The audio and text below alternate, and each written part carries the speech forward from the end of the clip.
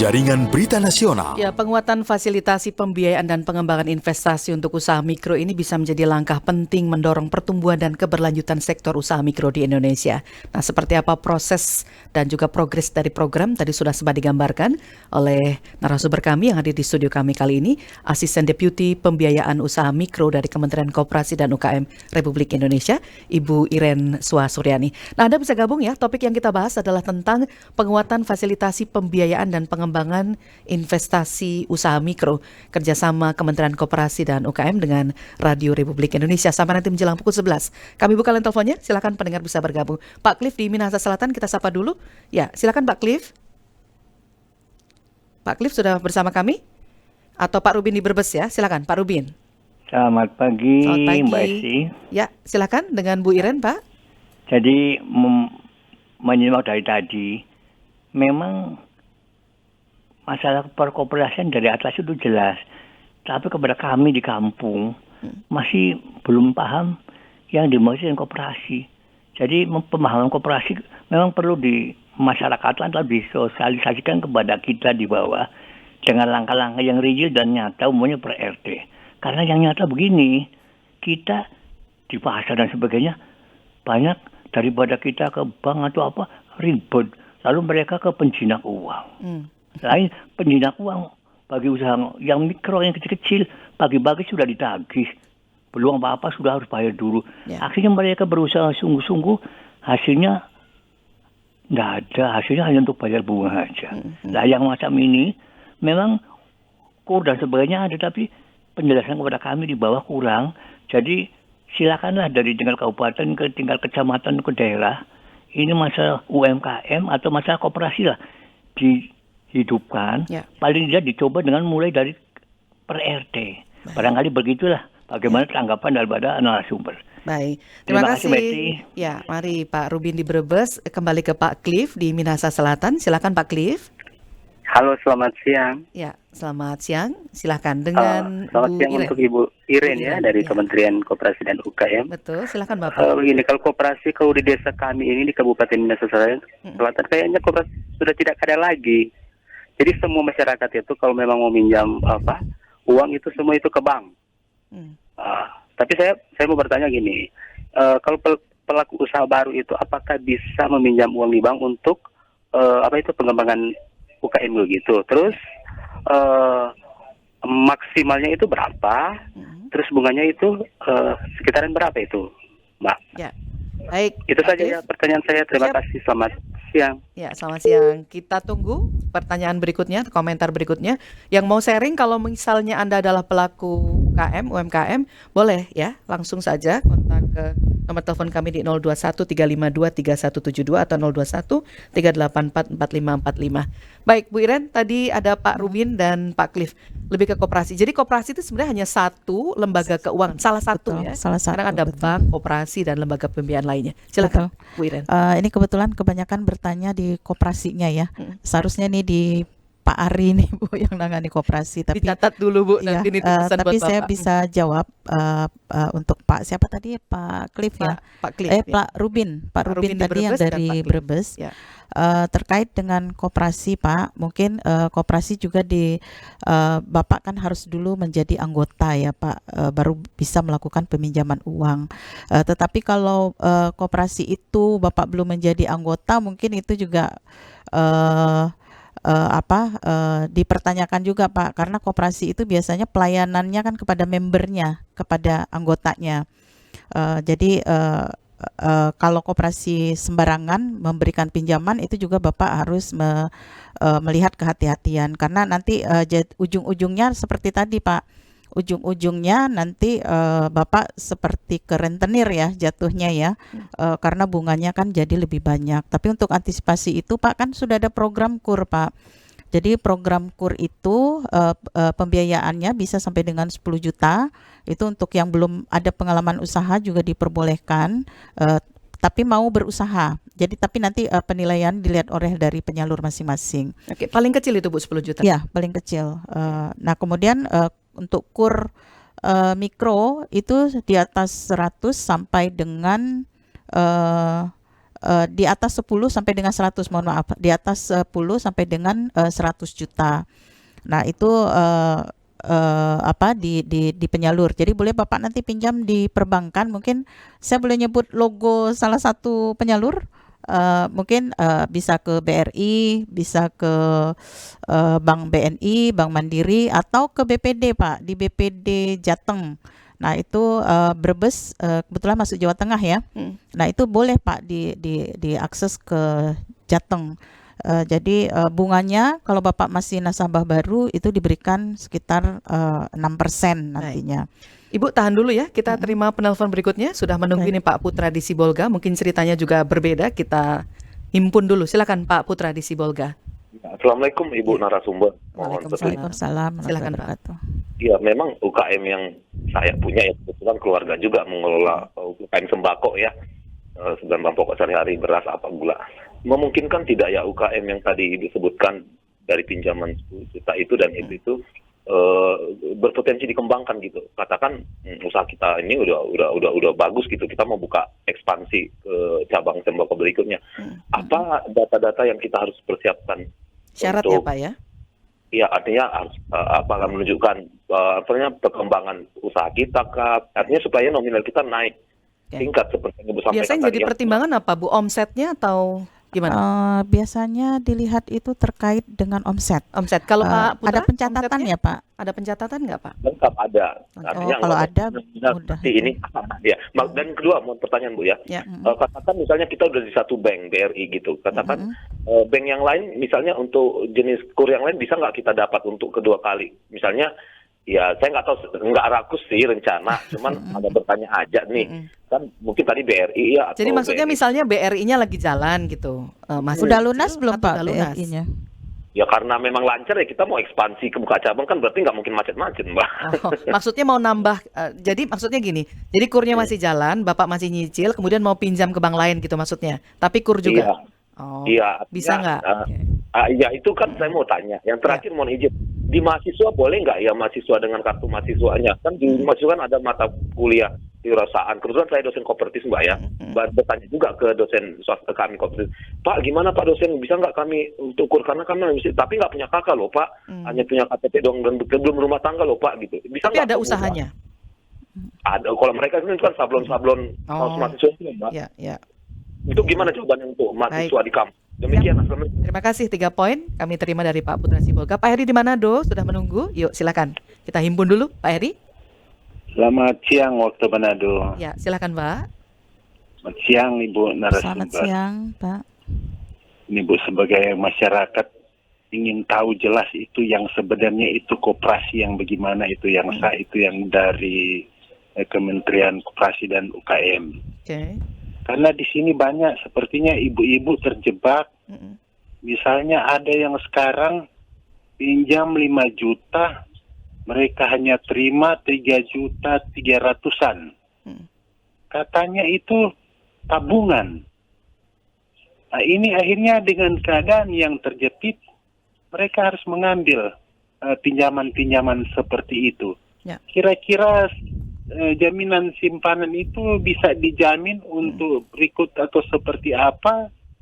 Atau memang betul itu sudah dinyatakan anggota? Seperti apa ikatannya? Kemudian juga Bu, untuk mendukung UMKM yang ada di tengah krisis global, meminta pihak-pihak yang terkait jangan selalu padam-padam listrik. Itu merugikan UMKM. Ya. Terima kasih. Terima kasih. Jadi komplit nih curhatnya. Termasuk listrik ya. Ya, termasuk listrik Pak Heri di Manado. Ternyata banyak catatan tentang koperasi ya.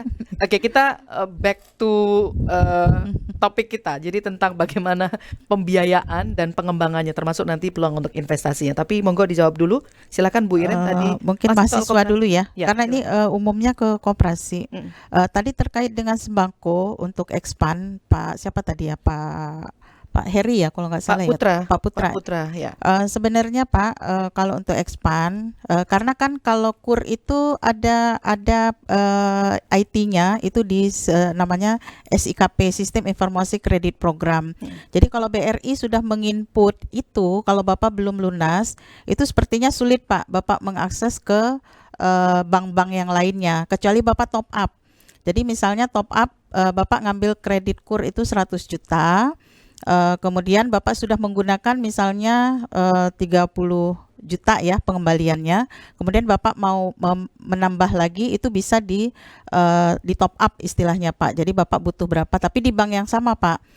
Kalau ke bank yang lain itu masih sulit terinput di dalam sistem SIKP-nya Pak. Sulit Seperti itu artinya bisa, tapi sulit bisa, atau tapi tidak setelah bisa? lunas, setelah lunas Harus dulu. lunas dulu ya. Karena nanti dia terpending, tidak bisa Jadi kalau Ibu lebih menyarankan top up saja top up di bank yang saja di sama. bank yang sama seperti itu. Baik. Kemudian untuk mahasiswa tadi ya, mahasiswa bolehkah mengambil KUR? Tadi mungkin Bu Esti tadi udah jelaskan, ada usahanya enggak Pak gitu. Kalau usahanya ada, monggo Pak, silakan. Selama dia ada usaha dan sudah berjalan 6 bulan, kalau kebutuhannya di atas 10 juta, itu monggo bisa diambil. Kalau di Manado, itu BPD Manado juga salah satu penyalur KUR. Monggo diambil di sana. Jadi tidak hanya Bank BRI, Bank Himbara maksudnya BRI, Mandiri dan BTN juga ada. Monggo bisa di BPD Sulawesi Utara. Syaratnya apakah kemudian sama untuk mahasiswa dengan ketika seseorang sudah punya KK, KTP menetap di satu wilayah begitu? Penilaiannya nanti dilakukan oleh penyalur. Selama dilihat layak, jadi walaupun dia mahasiswa, dilihat layak, nanti mereka tetap memberikan. Cuma persyaratan KK-nya seperti apa kan mungkin menggunakan KK orang tua dulu atau apa seperti itu ya. Tetapi biasanya penilaiannya itu tergantung dari penyalur masing-masing. Selama layak, biasanya mereka tetap memberikan pembiayaan. Apalagi kalau sudah punya pencatatan ya, kan itu bisa kelihatan omset dari pelaku UMKM. Jadi salah satu kuncinya memang di pencatatan, harus tertib administrasi kalau kita mau ngajukan KUR ini, Bu Iren. Itu mempercepat mendapatkan kreditnya sebenarnya kalau ada pencatatan. Diverifikasi, kita udah punya laporannya gitu ya. Betul. Oke. Siap. Oke, kemudian tadi ada, nah ini banyak yang tentang koperasi ya. Saya jawab sedikit aja mungkin ya Pak. Silakan. Mungkin untuk seluruh pendengar RRI terkait dengan koperasi, mungkin kan selama ini banyak koperasi abal-abal ya. Saya bilang aja abal-abal lah. Jadi koperasi yang tidak jelas. Jadi dicek dulu apakah koperasi tersebut berbadan hukum atau tidak. Jadi kalau memang mereka berbadan hukum, dilihat berbadan hukum apa. Jadi itu Bapak nanti mungkin koordinasi, kalau koperasi itu ternyata tidak benar, itu ke dinas Pak. Bapak datangi dinas provinsi atau dinas di kabupaten kota, dinas yang membidangi koperasi UKM di kabupaten kota. Jadi dicek dulu, karena saya takutnya banyak mengatasnamakan koperasi, mereka sebenarnya bukan koperasi. Sebenarnya mereka itu pelepas uang, apa istilahnya, rentenir ya. Takutnya seperti itu. Jadi dicek dulu apakah mereka koperasinya legal, artinya mereka berbadan hukum atau tidak, seperti itu.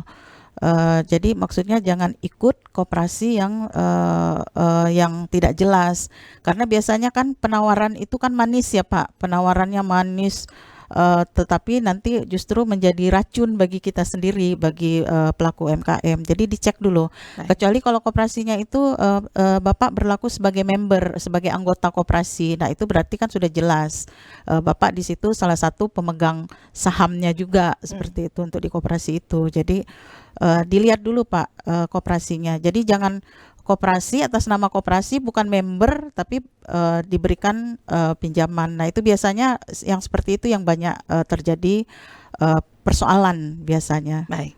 Bu Iren ini banyak yang curhat lewat WA juga Bu. Oh gitu, oh ya boleh. Saya baca dulu ya. Ini dari nomor akhirnya 484. Jadi ketika mau pinjam untuk usaha itu susah-susah gampang. Punya kreditan di BRI ketika corona, bayar bunga selama 2 tahunan, setelah itu mau dipindahkan ke KUR supaya agak ringan untuk bayar, tapi dari pihak banknya mengatakan kalau mau pindah ke kredit mandiri KUR harus lunas dulu baru bisa. Jadi mohon solusinya. Kalau mau pelunasan juga kan jumlahnya besar. Berarti selama ini kreditnya komersil dong ya? Berarti yang komersil ya Bu? Komersil, bukan. Kalau dialihkan ke KUR gitu bisa? Itu tidak bisa. Nggak bisa, harus lunasin karena dulu. Itu turun kelas. Oh. Jadi aturan pemerintah kalau yang sudah terlanjur komersil, artinya mereka itu sudah dianggap mampu. Jadi tidak diberikan pembiayaan yang bersubsidi. Jadi mereka harus tetap berada di porsi komersil, nggak boleh turun kelas. Karena mereka udah ada aset kan. Waktu dia ngambil komersil kan udah ada aset yang dinilai. Sudah ada perhitungan ya Betul. dari pihak banknya. Baik, ada juga pensiunan usia 63 tahun, sedang mengelola kolam ikan lele, punya kolam tanah dan sebagainya untuk melanjutkan usaha, sudah kehabisan biaya, di mana bisa dapat suntikan modal untuk usaha lele. Mohon informasi cara mendapatkan modal kerja untuk UMKM, khususnya untuk bisnisnya pendengar kami. Ini tidak disebutkan namanya, tapi beliau adalah pensiunan usia 63 tahun. Kemudian ada juga, ini ada. Terima kasih Bu udah dijawab tadi. Sama-sama Bapak. Pak Anton Sulaiman juga begitu, pelaku usaha kecil pedagang kaki lima, punya kesulitan permodalan. Bantuan pendidikan untuk anak tahun ini tidak dapat bersekolah SMA karena nggak punya biaya. Pak Anton Sulaiman di Cakung Barat, Jakarta Timur. Kemudian saya himpun dulu ya Bu ya. Saya kumpulkan dulu, ini mungkin ada beberapa pertanyaan yang sama. Ada Bapak atau Ibu ini Ridwan Fosa, mau maju, harusnya kalau UMKM mau maju, bank yang inklusif mengurus tentang bank koperasi, karena bank koperasi selama ini belum adanya koperasi-koperasi unit desa. Nah, bagaimana supaya bisa mempermudah ini? Terima kasih. Itu beberapa pertanyaan dari pendengar. Oke. Silakan Ibu, langsung solusinya. Ini terkait termasuk nanti mungkin pengembangan investasinya juga ya. Ya, silakan Bu Iren. sekalian ya. Mungkin yang pertama terkait tadi yang usia sudah pensiun ya. Usia pensiun kemudian ingin usaha. Sebenarnya di program KUR ada Pak, kalau saya tidak salah namanya Bank Mandiri Taspen ya. Bank Mandiri Taspen itu memang peruntukannya untuk yang para pensiun Pak. Itu bisa diakses, cuma saya tidak tahu Bapak lokasinya di mana ya Pak? Ya, tidak disebutkan tadi lokasinya. Tidak ada ya. Kalau ada cabangnya di lokasi Bapak, itu bisa Bapak berhubungan karena memang kurnya untuk di Bank Mantap itu peruntukannya untuk para pensiunan. Karena khususnya pensiunan kan biasanya tidak pengalaman untuk berwirausaha ya Pak. Jadi biasanya Bank Mantap itu ini saya sebut merek ini ya. Padahal ada beberapa bank lainnya juga menyediakan untuk pensiunan. Jadi itu dimungkinkan. Cuman nanti biasanya pertimbangannya dilihat dari usahanya. Jadi karena pensiunan itu kan biasanya karena usianya sudah lanjut ya Pak. Jadi penilaiannya mungkin nanti dilihat dari kemampuan bayarnya dari usahanya itu sendiri. Jadi prinsipnya ke sana. Kemudian untuk yang Cakung tadi terkait dengan permodalan ya Pak. Nah, terkait permodalan sebenarnya itu tadi Pak, jadi bisa diakses khususnya untuk program yang pemerintah ya Pak. Itu datangi saja bank yang terdekat dari masing-masing, mau bank swasta, sama bank swasta juga penyalur KUR. Jadi saya beri contoh misalnya Bank BCA, Bank Nobu, bank apalagi ya saya lupa, Bank Permata. Nah itu monggo saja, tapi Bapak nanti tanya saya ingin memanfaatkan program KUR seperti itu. Jadi itu dimungkinkan Pak kalau untuk permodalan. Jadi semuanya berapa besaran kredit yang bisa Bapak peroleh itu tergantung nanti dari penilaian penyalur dan kemampuan bayar dari masing-masing pelaku UMKM. Jadi ini saya bungkus keseluruhan ya jawabnya. Nah ini peruntukannya tidak hanya untuk modal usaha Pak, boleh juga untuk investasi. Nah investasi itu besarannya berapa itu nanti tergantung dari penilaian masing-masing penyalur. Mungkin itu Bu, saya Maksudnya bungkus. pengembangan investasi usaha mikro ini berarti gimana Bu? Dari apa yang mereka udah punya, modalnya, bisnisnya udah jalan, maka pengembangannya seperti apa ini ke depan? Peruntukan biasanya kan kalau investasi itu misalnya saya beri contoh mereka keripik misalnya ya, membuat usahanya keripik. Kemudian kan mereka membutuhkan misalnya kuali atau membutuhkan kompor, membutuhkan itu masuk kategori ke investasi peralatan, sarana dan prasarana. Baik. Jadi kalau misalnya pengen beli toko atau apa misalnya itu juga termasuk bagian dari investasi. Oke. Jadi kunci suksesnya untuk bisa terus berkembang bisnisnya pelaku UMKM ini apa ini pesan dari Kementerian Koperasi dan UKM soal fasilitasi pembiayaan ini, Bu Iren? Sebenarnya kan sumber-sumber pembiayaan tadi sudah saya jelaskan banyak sumber pembiayaan. Nah itu semua bisa diakses. Nah sekarang kalau Bapak Ibu ingin mengembangkan usaha, itu monggo silakan didatangi dari sumber-sumber pembiayaan yang sudah saya sebutkan tadi. mulai ada dari beberapa lembaga tadi. Ya. Nah, cuman Bapak Ibu, kalau untuk yang lembaga-lembaga resmi mungkin tidak masalah ya, karena itu legal. Tapi Bapak Ibu itu harus berhati-hati terhadap sumber-sumber pembiayaan yang tidak legal, yang karena ini banyak pelaku UMKM terlibat terkena masalah di tempat-tempat yang tidak legal, yang tidak mempunyai izin seperti itu. Jadi kalau koperasi misalnya harus berbadan hukum. Kemudian kalau misalnya ngambil di biasa online ya, financial technology itu juga dilihat itu legal apa tidak fintech tersebut. Jadi dicek dulu legalitasnya, jadi supaya tidak terjadi persoalan di kemudian hari.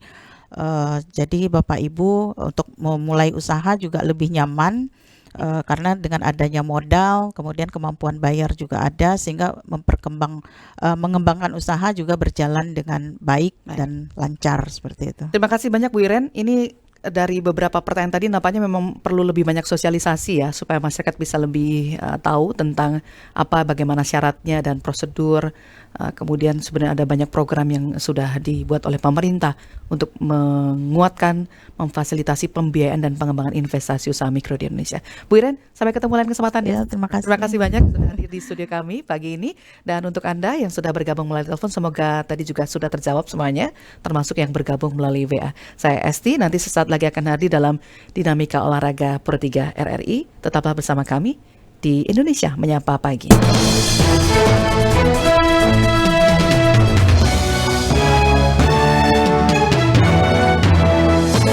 Pro 3, Jaringan Berita Nasional.